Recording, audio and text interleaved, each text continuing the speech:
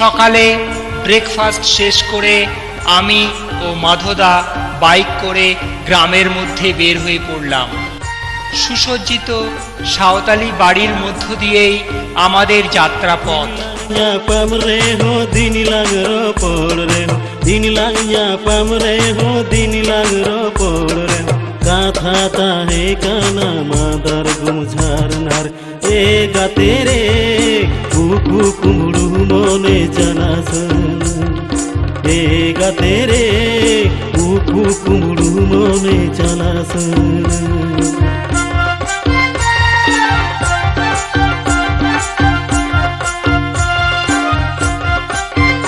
রাস্তা এবার খুবই সরু হয়ে গিয়েছে, দুপাশে গর্ত, তারই মাঝখান দিয়ে খুবই সাবধানে গাড়ি চালাতে হচ্ছে। কিছুটা যাবার পর আর আমরা বাইকে করে যেতে পারলাম না, তাই বাধ্য হয়ে পায়ে হেঁটে চলতে শুরু করলাম।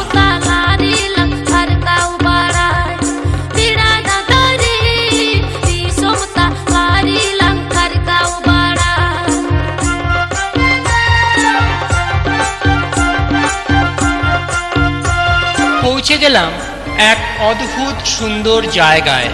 জায়গাটার নাম হলো পাহাড় ভাঙা।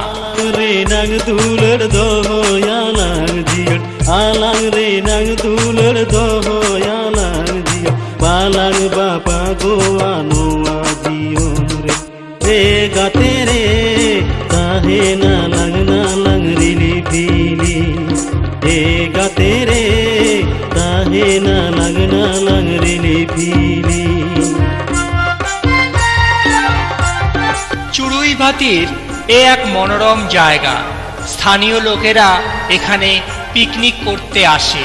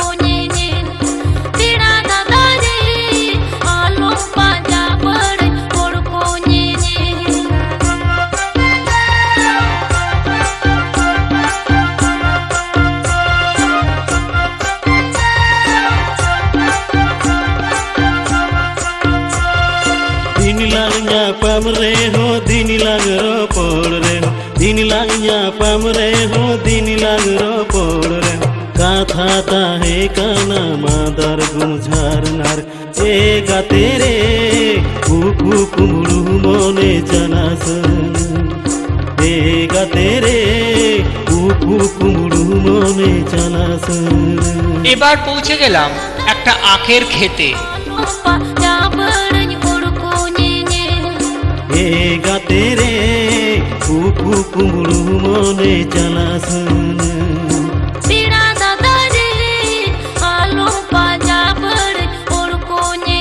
এখানে ঘুরে বেড়ায় বন্য শুয়োর।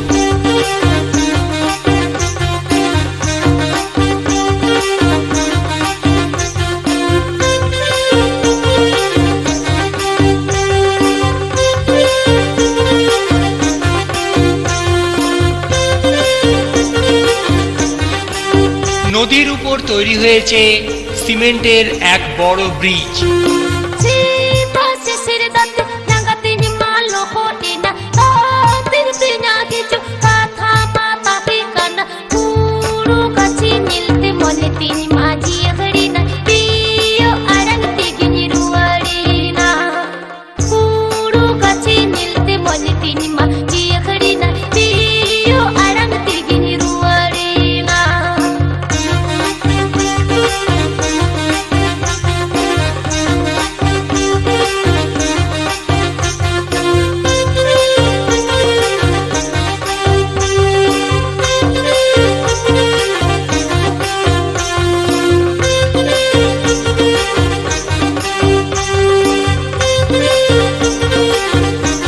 ব্রিজ ক্রস করে লাল মাটির রাস্তা ধরে বাইকে করে আবার চলতে শুরু করলাম।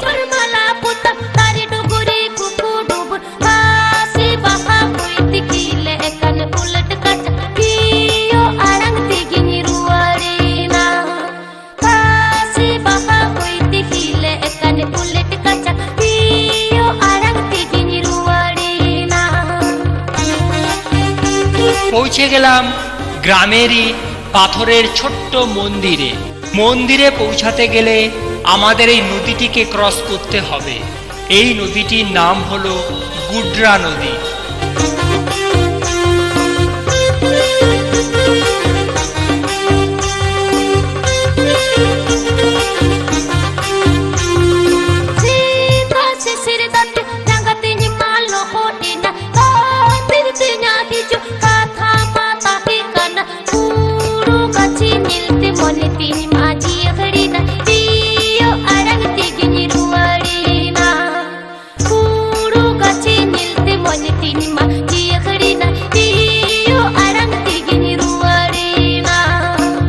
পৌঁছে গেলাম সেই পাথরের মন্দিরে।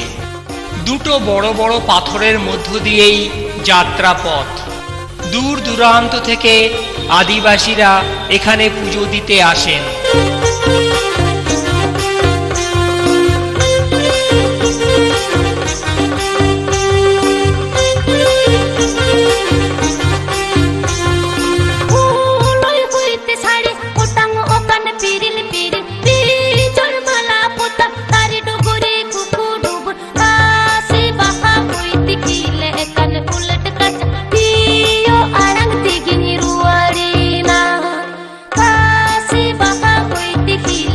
মন্দিরে প্রণাম সেরে আবার আমাদের যাত্রা শুরু।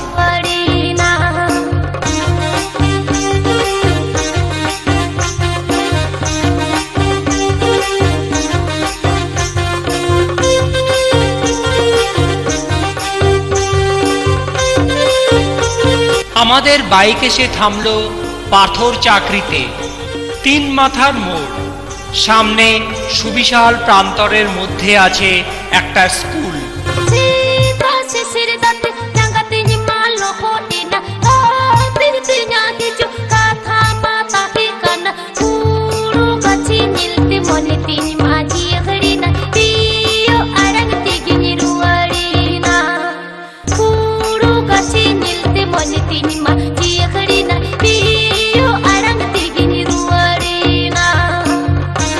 এবার এসে পৌঁছে গেলাম অপর আরেকটি সুন্দর জায়গা নরওয়া পুলিয়াতে। এই সুবিশাল ব্রিজটি নরওয়া পাহাড়ের মধ্যেই অবস্থিত। সন্নিকটেই আছে ইউরেনিয়াম কর্পোরেশন ইন্ডিয়া লিমিটেডের অর্থাৎ ইউসিআইএল এর প্লান্ট।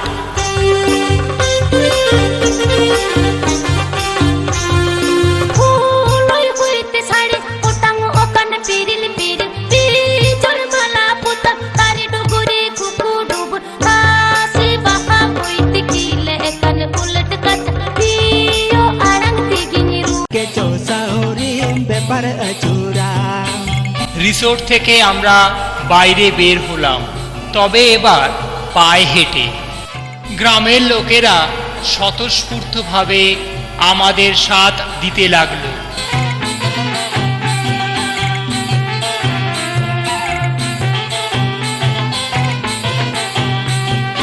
রাহাঙ্কিনি মেলারে এলমি সাউরি, রাহাঙ্কিনি মেলারে এলমি সাউরি, চুরি জপর জলে, চুরি জপর জলে মানা গোটা মেলা করে, চুরি জপর জলে, চুরি জপর জলে মানা গোটা মেলা করে। রাহাঙ্কিনি মেলারে এলমি সাউরি, রাহাঙ্কিনি মেলারে এলমি সাউরি, চুরি জপর জলে। সাঁওতালি প্রত্যেকটি বাড়ি খুবই সুসজ্জিত। বিভিন্ন ধরনের রঙের ব্যবহার ও আলপনা সুরুচির পরিচয় দেয়।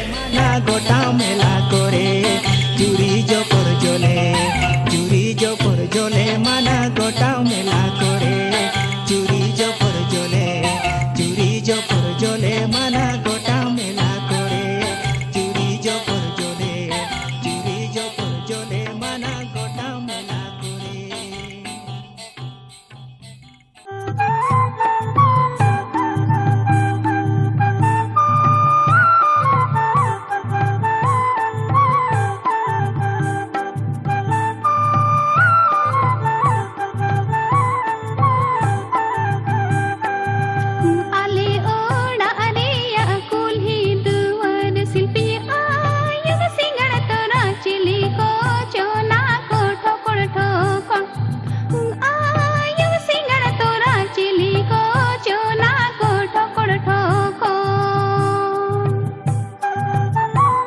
সন্ধ্যা ঘনিয়ে আসতেই আমরা প্রত্যাবর্তন করলাম রিসোর্টে। পরদিন সকালে দেখি পূর্ব দিক লাল করে সূর্যোদয় হচ্ছে।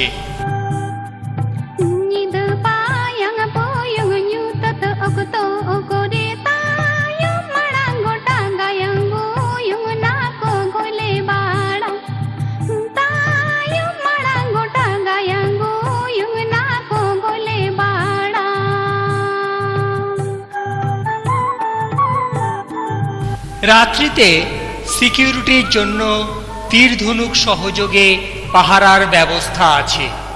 ব্রেকফাস্ট শেষ করে আবার বাইকে করে বেরিয়ে পড়া।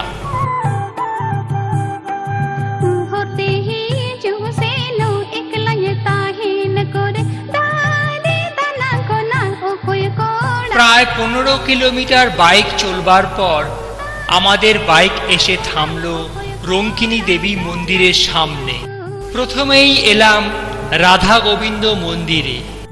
যদুগোড়া তিরিং রোডের উপর অবস্থিত ছোট্ট একটা টিলার উপর এই মন্দিরের অবস্থান।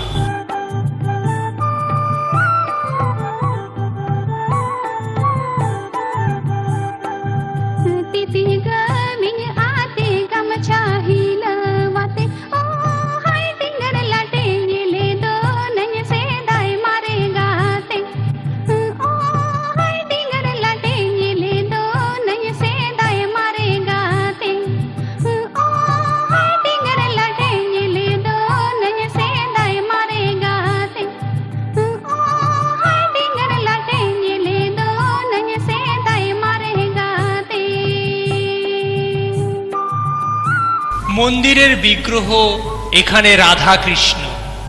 প্রণাম সেরে এগিয়ে চললাম রঙ্কিনী দেবী মন্দিরের সামনে।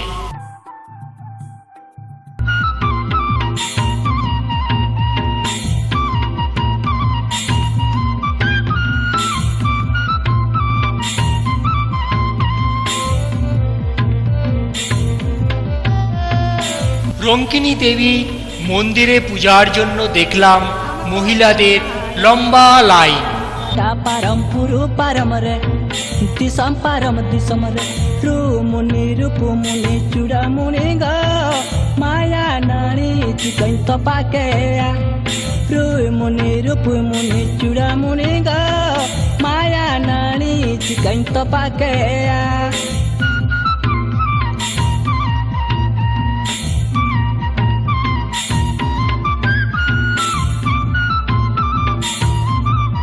ছেলেদের লাইনও খুব একটা কম নয়, তবে মহিলা এবং পুরুষদের লাইন দুটো দুই দিকে।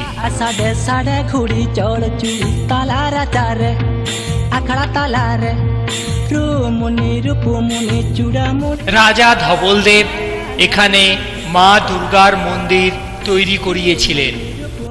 মন্দির তৈরি হয়েছিল 1945 সালে। আদিবাসীদের দেবী উগ্র রূপা এই রঙ্কিনী মাতা অতীতের সিংভূম ছেড়ে যদুগোড়ার এই জঙ্গলে অধিষ্ঠিত হন দেবী।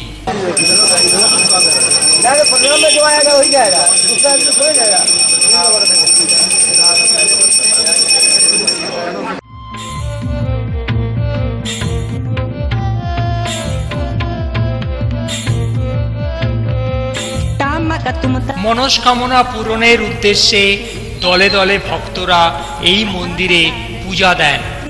দেবী মন্দিরের বাদিকে আছে শিব মন্দির এবং ডান দিকে আছে গণেশ মন্দির।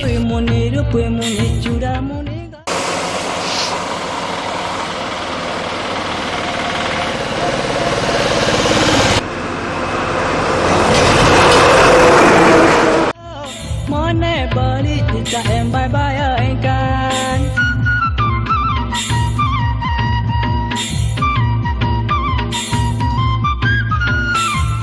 এবার কিন্তু কলকাতা ফেরার পালা।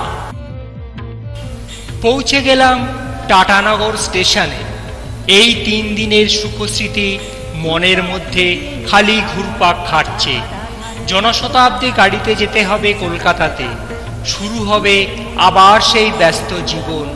সত্যি শেষ হলো এক হ্যাপি উইকেন্ড। রূপমণি রূপমণি